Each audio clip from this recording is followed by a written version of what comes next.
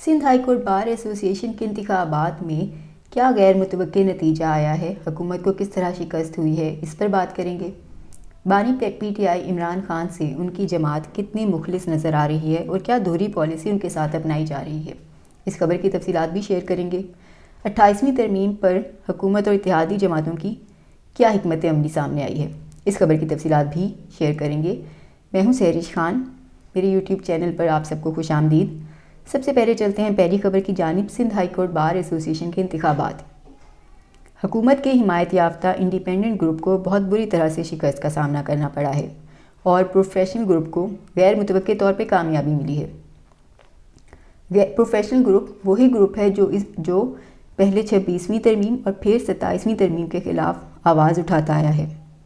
अगर इस वक्त मुल्क भर में कोई बार एसोसिएशंस कहीं पर मुतहरिक नज़र आ रही हैं 27वीं तरमीम के ख़िलाफ़ और उससे पहले 26वीं तरमीम के ख़िलाफ़ भी मुतहरिक थी, तो वो ये प्रोफेशनल ग्रुप का जो Karachi bar Sindh high court bar association है वो यहीं के वकला थे। साबिक चीफ जस्टिस अनवर ज़हीर जमाली के साहबजादे Haseeb Jamali Sindh high court bar के सदर मुंतखब हो चुके हैं। ये बहुत बड़ा अपसेट हुआ है हुकूमत के लिए और उनको वोट देने का मतलब वकीलों की जानिब से दरअसल 27वीं आईनी तरमीम के ख़िलाफ़ वोट देना है।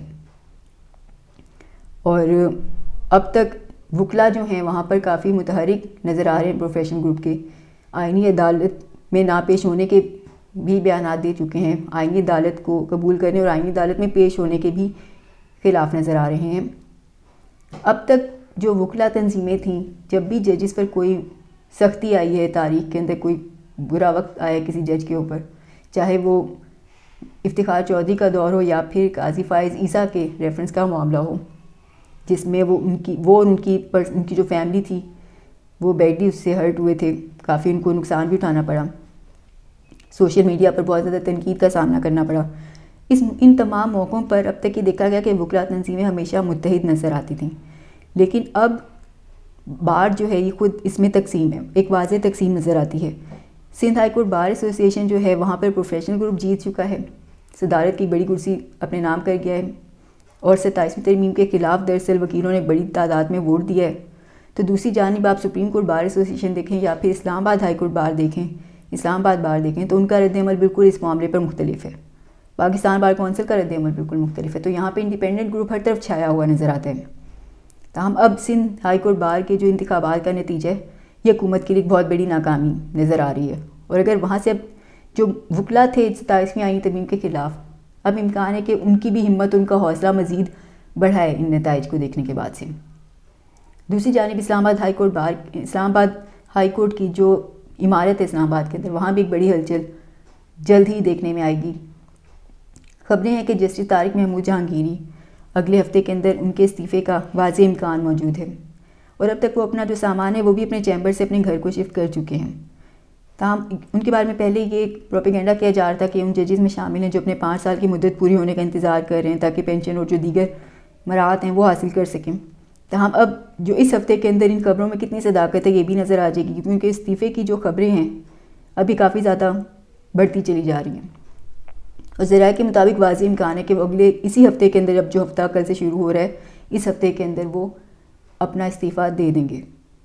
दूसरी जानिब अमीनुद्दीन खान चीफ जस्टिस वफाकी आईनी अदालत वो क्या कर रहे हैं, वो इन दिनों भर्तियों में लगे हुए हैं। इससे पहले उन्होंने छोटे मोटे ओहदों पर कुछ पोस्टें जो थी वो अनाउंस करवाई थी, ताहम अब बड़े ओहदों की तरफ जा रहे हैं और सुप्रीम कोर्ट के जो अपने मुलाजमीन हैं उनके अंदर बड़ी तफ्तीश इस हवाले से पाई जाती है, बड़ी तशवीश पाई जाती है और वो इस पर नाला नज़र आते हैं कि रिटायर्ड मुलाजमीन को आगे क्यों लेके जाया जा रहा है, जबकि हम लोग भी मौजूद थे तो हमें इग्नोर करके रिटायर्ड मुलाजमीन की तरफ जा रहे हैं। और जिन ओहदों की तरफ अब वो देख रहे हैं रिटायर्ड मुलाजमीन को वहाँ रखेंगे वो हैं तकरीबन 12 से 15 लाख उनकी तनख्वाहें हैं उन ओहदों पर। तो बड़े ओहदों की जानिब अब वो रिटायर्ड मुलाजमीन की भर्तियों का अमल शुरू कर रहे हैं और इसके अंदर से अक्सरियत जो है वो है जो कि जिनका ताल्लुक जनूबी पंजाब से, जैसा कि चीफ जस्टिस अमीनुद्दीन खान, उनका अपना ताल्लुक भी जनूबी पंजाब से ही है।